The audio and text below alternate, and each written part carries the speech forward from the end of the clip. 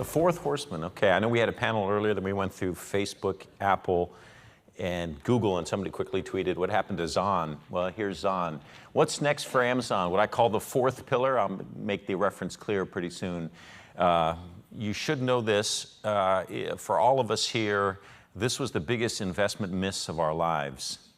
If you had bought Amazon at the IPO, you would be up 51,000%. If you'd bought Amazon when Henry Blodgett told you to in December of '98 on a split adjusted price of 67 bucks, you'd have had a 10-bagger on your hands. I can't give you that, but I'm going to make a pitch later as to why this could be a trillion market cap name, and so therefore could be a 3-bagger from here. What's next for Amazon? Well, first, what are they doing right now? If you're going to read one thing in technology this year, read the Amazon Jeff Bezos shareholder letter. 4 or 5 pages. I think he wrote it himself.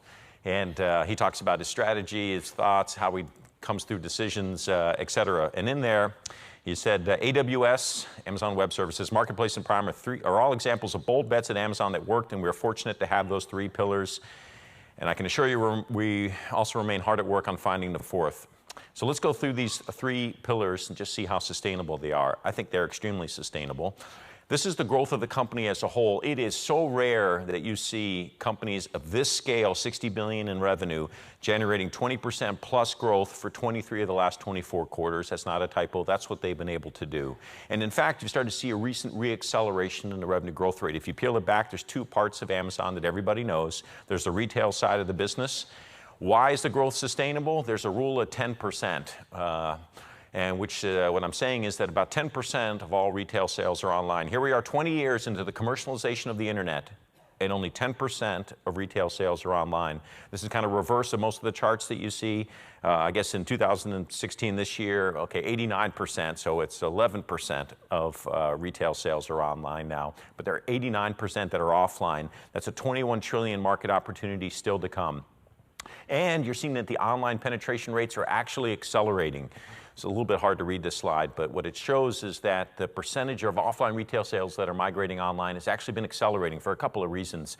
I think mobile adoption is one of them. Consumer shifts take a long time, but they can really build and accelerate after a while. That's what we're living through now.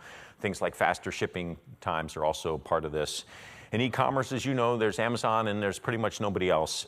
We did our own survey work on this, and just in the US market, you see this dominant position when you ask consumers where they shop online. You know this. One of the reasons is Prime. We think that there are now 100 million Amazon Prime customers worldwide, maybe around 60 million in the US, because we think in the US, Amazon has doubled its penetration, its Prime penetration. In other words, of all the Amazon customers, 3 years ago, only about a quarter were Prime subs. Now it's almost 50%. It's probably a little over that now. And what happens when people become Prime subs is that they spend more. They spend more frequently with Amazon. Their satisfaction levels increase, and then their intention to spend increases, and there's more. Every year that Amazon people are in Prime, they become more loyal and they spend more. They build up this loyalty engine, and what this data says is that for each year that they are a Prime customer, Prime cohort year 1, 2, 3, and 4, more spend, more intention to spend, more frequency, more loyalty. Then they layer in this thing called expedited shipping. And we did this study, we've done this 4 years in a row, and we asked people, show of hands, in this survey, who's extremely interested in, very interested in next day shipping, didn't put a price tag next to it. 4 years ago, 43% of respondents in the US said they were interested in it. Now it's 61%. You know why? Why is all of a sudden there's this, not all of a sudden, over 4 years, has interest grown in next day and same day shipping? Because this company out there called Amazon has given it to you, and after a while you notice it. You notice when you get packages 3 days after you order it, and you're not going to use that vendor anymore. You're going to go with the vendor that you know, the retailer that you know, that gets those packages to you next day, same day, and then eventually next hour, same hour. In some cases, that's already happening. Now, that's all the retail side of the business. The cloud side of the business, don't forget, cloud adoption is still very early. We did a survey here, about only 39% or 40% of businesses that we surveyed are even using cloud computing services, or even trying to store their databases up in the cloud.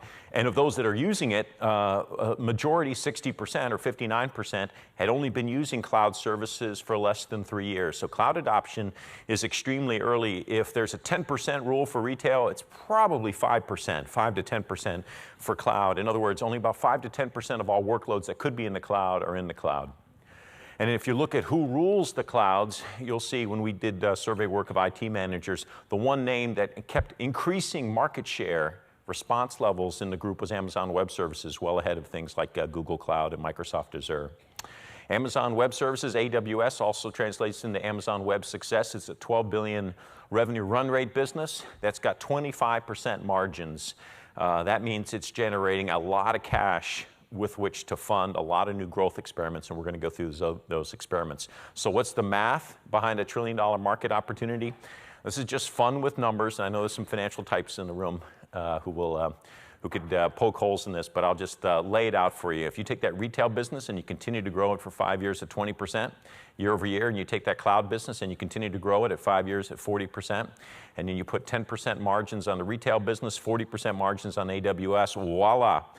$82 in earnings, you put a 25 PE multiple on that, modest premium to the market, and you get a $2,000 stock price, which would equate to $1 trillion market cap. That's the math.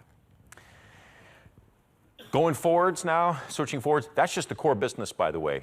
That's if everything goes really well and they keep executing extremely well, that's what the core business could generate. But let's talk about some of the newer areas that they're going into. We did a report recently on the 10 most interesting, most important trends in the internet space today. 7 of these rank extremely well for Amazon. Okay, cloud computing is in there.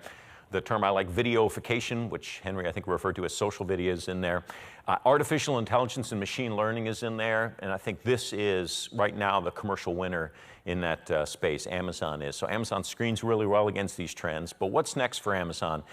Again, this is from the shareholder letter, a highly recommended reading in the tech space, where Bezos talks about, where the company talks about the difference between sports and business and the difference between truncated returns, only getting 4 runs if you hit a home run, and business returns where you can get 1,000 to 1 returns if you get investment, lucky on the investment. Big winners pay for so many experiments. So what could be those experiments? We did a report about a month ago, 2 months ago, and we're updating it a little bit here, where we talked about our ideas for Amazon's 4th pillar. So AWS, Prime, Marketplace are the 3 pillars. What's the 4th pillar for Amazon? What are they investing in? We're not going to really know which one of these it is for 5 to 10 years. Here's 7 ideas: payments, business supplies, groceries, online advertising, entertainment, shipping, logistics, and AI VR, not artificial intelligence, virtual reality, but voice recognition. And we looked at all of them in terms of their TAM, total addressable market, how inefficiently served the market is. If it's an efficiently served market, it's probably not one that Amazon's going to spend a lot of time in, or it's probably not, they're not going to be successful at it. And we also screen these categories by whether Amazon had a core competency in those areas. So let me go through each of these quickly. Payments. Earlier today, Gene Munster talked about Apple and Apple Pay being able to disrupt PayPal. Here's some data that came from Channel Advisor. Most popular payment method used by customers after credit card. Of course, PayPal's first, but Apple Pay is way down this list. Look where Amazon Payments is. I think Amazon's ability to disrupt payments is vastly underappreciated. The one challenge here, whether this really becomes a 4th pillar for Amazon, is that it's already a reasonably efficiently served market. But anyway, I think the presence here of Amazon and this pillar is underappreciated. Second potential 4th pillar is Amazon Business Supplies. So they've renamed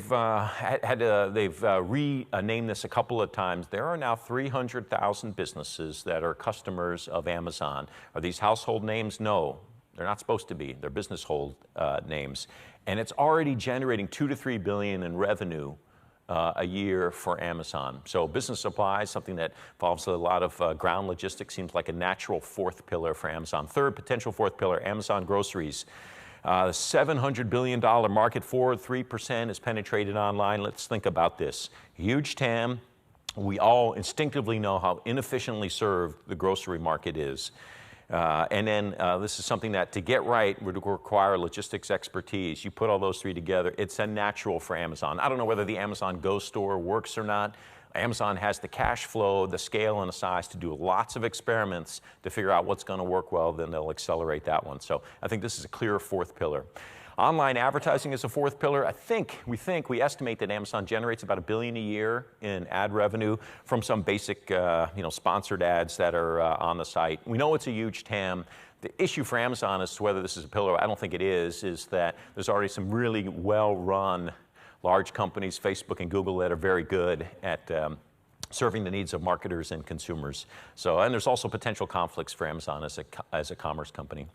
Okay, the next potential pillar, Bezos mentioned this at an industry conference in the middle of this year, and he said entertainment actually could be a fourth pillar. I, like some other people, was scratching my head on this.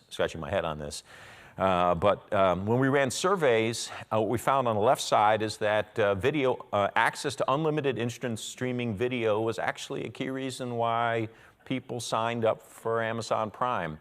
So they could actually use video as a customer acquisition and a customer retention tool, and a customer activation tool on the right. The quote from Jeff was that when we win a Golden Globe, it helps us sell more shoes. Man, that's a very hard thing to prove externally, but I assume they've got the data internally to back that up.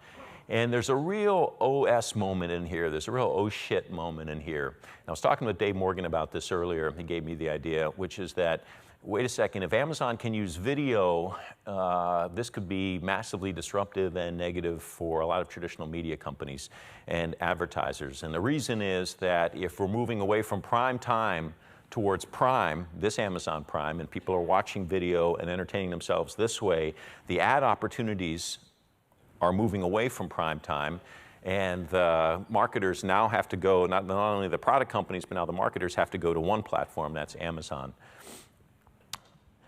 Next pillar potential is what I call shipping and logistics. Amazon, within 3 years, is going to be shipping just as much package volume as FedEx in the US. In 7 years, just as much package volume as UPS. They've denied that they want to get into the shipping and logistics business in terms of selling it. But I think it's almost inevitable. And I think you'll have something called Amazon Shipping Services.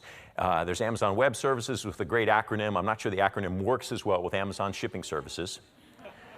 And then you can think about how this could be moved into different types of services. So you could have really, sophisticated, really smart, high-end, smart ASS services. And then you could have the kind of the introductory, dumbed down version, the dumb ASS services. I really enjoyed putting that thought together. Anyway, I think this is a no-brainer. I'm absolutely convinced Amazon's going to be, in 5 years, 10 years, is going to be a major vendor of shipping services and logistics services. And the final one is AI, ML, artificial intelligence, machine learning, voice recognition. This, we did a survey, 26% of people who own these devices use them to purchase more products from Amazon. This is Amazon's foray. It's the Trojan horse, not so much into the living room, but into the kitchen, into the pantry. This is a huge win for them. I think this is the biggest selling product this holiday season. I think you'd probably agree with me.